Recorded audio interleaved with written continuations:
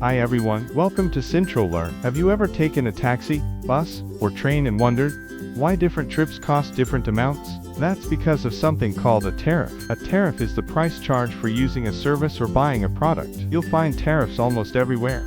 Electricity, water, cell phone, and transport. Today, let's focus on transport tariffs. A transport tariff is the amount you pay to travel from one place to another. The longer the journey, the higher the transport tariff usually becomes. Let's do a quick calculation. A learner travels from Durban to Pintown every school day. One trip equals to 20 rands. The learner travels to school and back home each day. How much does the learner spend in one day?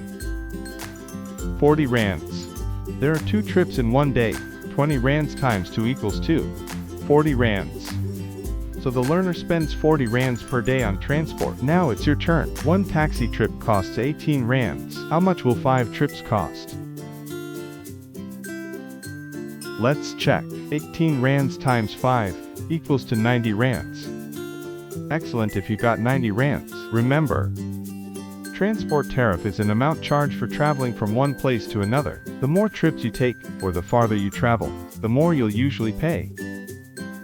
Thanks for learning with Central Learn. See you in the next lesson.